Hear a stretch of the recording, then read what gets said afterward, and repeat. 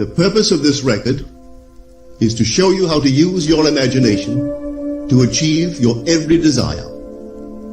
Most men are totally unaware of the creative power of imagination and invariably bow before the dictates of facts and accept life on the basis of the world without. But when you discover this creative power within yourself, you will boldly assert the supremacy of imagination and put all things in subjection to it. When the man speaks of God in man, he is totally unaware that this power called God in man is man's imagination. This is the creative power in man. There is nothing under heaven that is not plastic as potter's clay to the touch of the shaping spirit of imagination. Once a man said to me, "You know, Neville, I love to listen to you talk about imagination. But as I do so, I invariably touch the chair with my fingers and push my feet into the rug, just to keep my sense of the reality and the profundity of things." Well, undoubtedly he is still touching the chair with his fingers and pushing his feet into the rug. But now let me tell you another one who didn't touch with her fingers and didn't push that foot of hers onto the board of the streetcar. It's the story of a young girl, just turned 17. It was Christmas Eve, and she is sad of heart. For that year, she had lost her father in an accident, and she's returning home to what seemed to be an empty house. She was untrained to do anything, so got herself a job as a waitress. This night is quite late, Christmas Eve. It's raining. The car is full of laughing boys and girls home for their Christmas vacation. And she couldn't conceal the tears. Luckily for her, as I said, it was raining. So she stuck her face into the heavens to mingle her tears with the rain.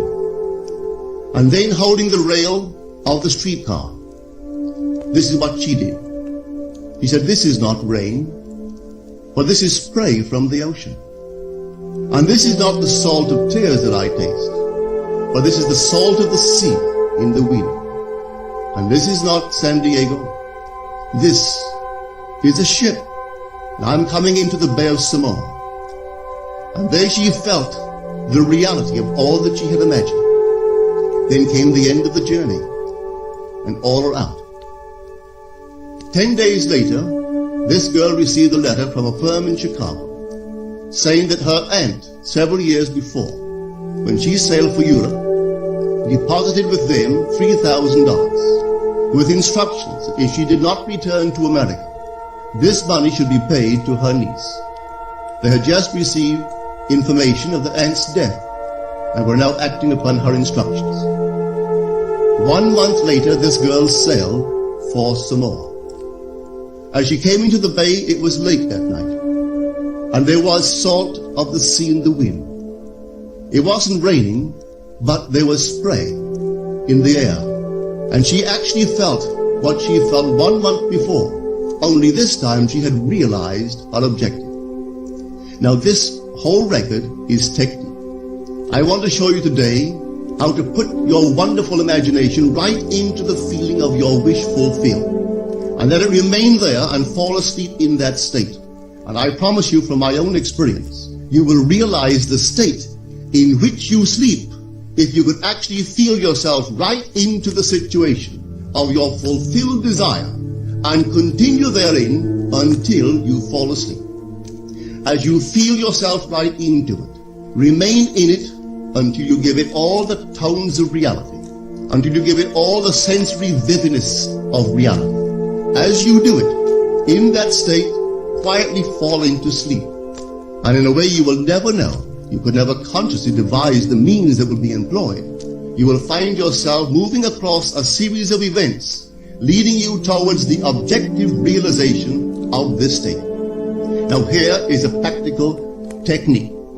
The first thing you do, you must know exactly what you want in this world. When you know exactly what you want, make as lifelike a representation as possible of what you would see and what you would touch and what you would do and physically moving in such a state. For example, suppose I wanted a home, but I had no money, but I still know what I want. without taking anything into consideration, I would make as lifelike a representation of the home that I would like, with all the things in it that I would want. And then, this night, as I would go to bed, I would, in a drowsy, sleepy state, the state that borders upon sleep, I would imagine that I am actually in such a house, that were I to step off the bed, I would step upon the floor of that house. Were I to leave this room, I would enter the room that is adjacent to my imagined room in that house. And while I am touching the furniture and feeling it to be solidly real, and while I am moving from one room to the other in my imaginary house, I would go sound asleep in that state. And I know that in a way I could not consciously devise, I would realize my house. I have seen it work time and time again. If I wanted promotion in my business, I would ask myself what additional responsibilities would be mine were I to be given this great promotion. What would I do? What would I say? What would I see? How would I act? And then in my imagination, I would begin to see and touch and do and act as I would outwardly see and touch and act were I in that position. If I now desired the mate of my life, were I now in search of some wonderful girl or some wonderful man, what would I actually find myself doing that would imply that I have found my state? For instance, suppose now I was a lady. One thing I would definitely do, I would wear a wedding ring. I would take my imaginary hands and I would feel the ring that I would imagine to be there. And I would keep on feeling it and feeling it until it seemed to me to be solidly real. I would give it all the sensory vividness I am capable of giving anything.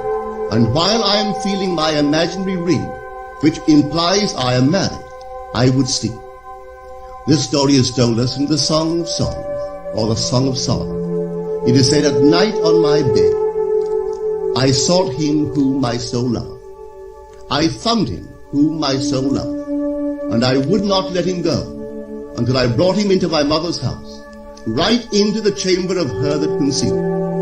If I would take that beautiful poem and put it into modern English, into practical language, it would be this. While sitting in my chair, I would feel myself right into the situation of my fulfilled desire. And having felt myself into that state, I would not let it go. I would keep that mood alive, and in that mood, I would sleep.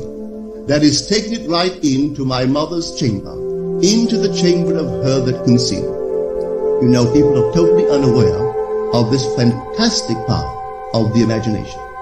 But when man begins to discover this power within him, he never plays the part that he formerly played. He doesn't turn back and become just the reflector of life. From here on in, he is the affecter of life. The secret of it is to center your imagination in the feeling of the wish fulfilled and remain therein. For in our capacity to live in the feeling of the wish fulfilled lies our capacity to live the more abundant life. Most of us are afraid to imagine ourselves as important and noble individuals, secure in our contribution to the world, just because at the very moment that we start our assumption, reason and our senses deny the truth of our assumption. We seem to be in the grip of an unconscious urge, which makes us cling desperately to the world of familiar things and resist all that threatens to tear us away from our familiar and seemingly safe moorings. But I appeal to you to try it. If you try it, you will discover this great wisdom of the ancients, for they told it to us in their own strange, wonderful, symbolical form. But unfortunately, you and I misinterpreted their story and took it for history when they intended it as instruction to simply achieve our every objective. You see, imagination puts us inwardly in touch with a world of states. These states are existent, they are present now, but they are mere possibilities while we think of them. But they become overpoweringly real when we think from them and dwell in it. You know, there's a wide difference between thinking of what you want in this world and thinking from what you want. Let me tell you, when I first heard of the strange and wonderful power of the imagination, it was in 1933 in New York City. An old friend of mine taught it to me. He turned to the 14th of John, and this is what he read. In my Father's house are many mansions. If it were not so, I would have told you. I go to prepare a place for you. And if I go and prepare a place for you, I will come again and receive you unto myself, that where I am, there ye may be also. He explained to me that this central character of the Gospels was human imagination. That mansion was not a place in some heavenly house, but simply my desire. If I would make a living representation of the state desired, and then enter that state and abide in that state, I would realize it. At the time, I wanted to make a trip to the island of Barbados in the West Indies, but I had no money. He explained to me that if I would that night, as I slept in New York City, assume that I was sleeping in my earthly father's house in Barbados, and go sound asleep in that state, that I would realize my trip. Well, I took him at his word and tried it. For 1 month, night after night, as I fell asleep, I assumed I was sleeping in my father's home in Barbados. At the end of my month, an invitation from my family came, inviting me to spend the winter in Barbados. I sailed for Barbados the early part of December of that year. From then on, I knew I had found this Savior in myself.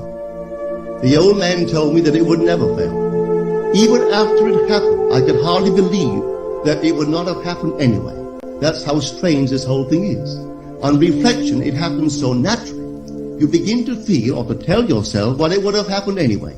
And you quickly recover from this wonderful experience of yours. It never failed me if I would give the mood, the imagined mood, sensory vividness.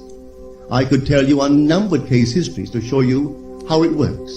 But in essence, it's simple. You simply know what you want. When you know what you want, you're thinking of it. That is not enough. You must now begin to think from it. Well, how could I think from it? I am sitting here, and I desire to be elsewhere. How could I, while sitting here physically, put myself in imagination at a point in space removed from this room and make that real to me? Quite easily.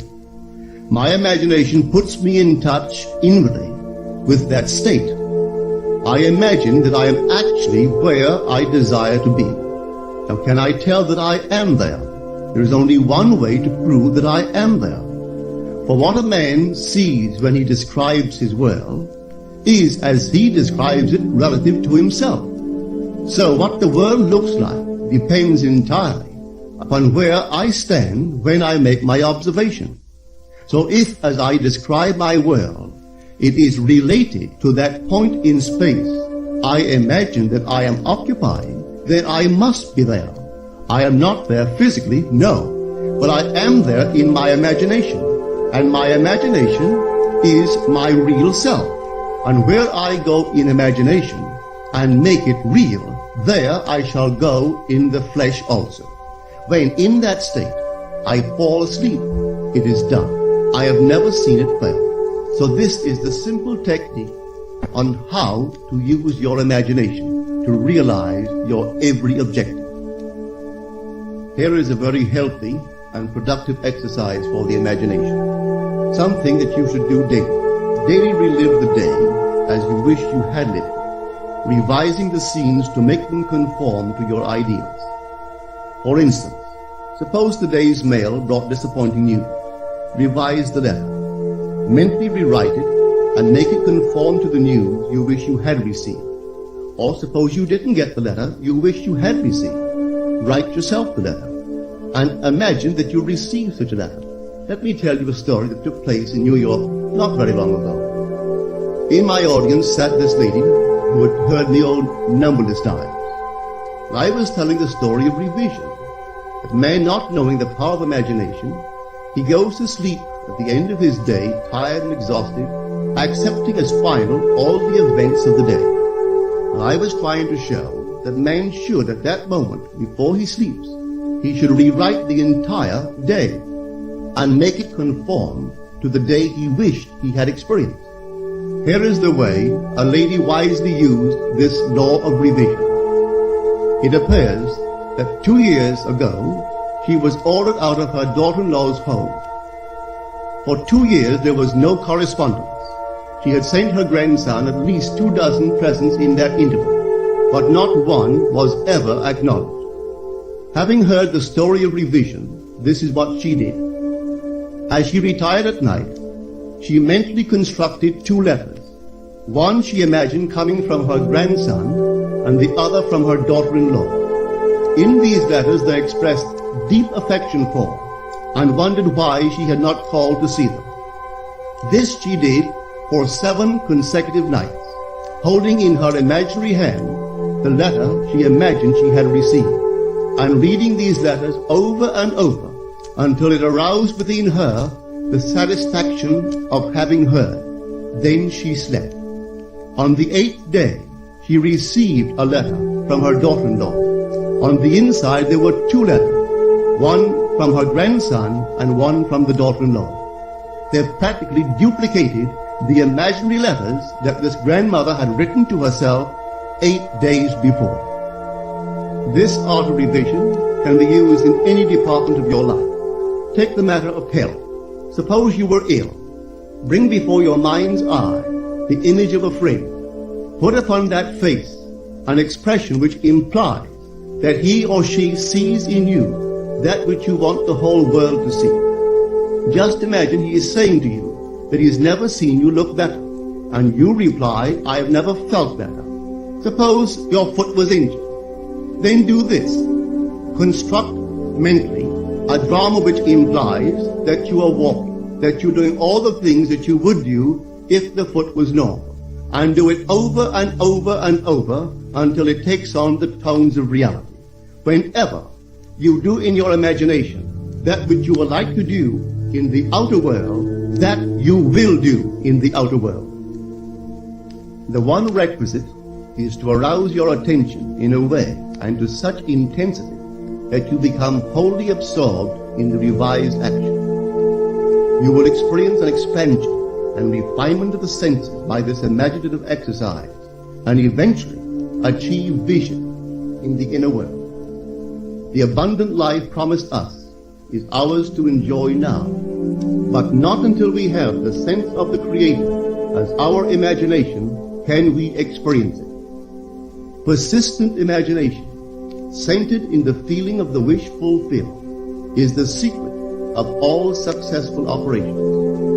This alone is the means of fulfilling the intention. Every stage of man's progress is made by the conscious, voluntary exercise of the imagination.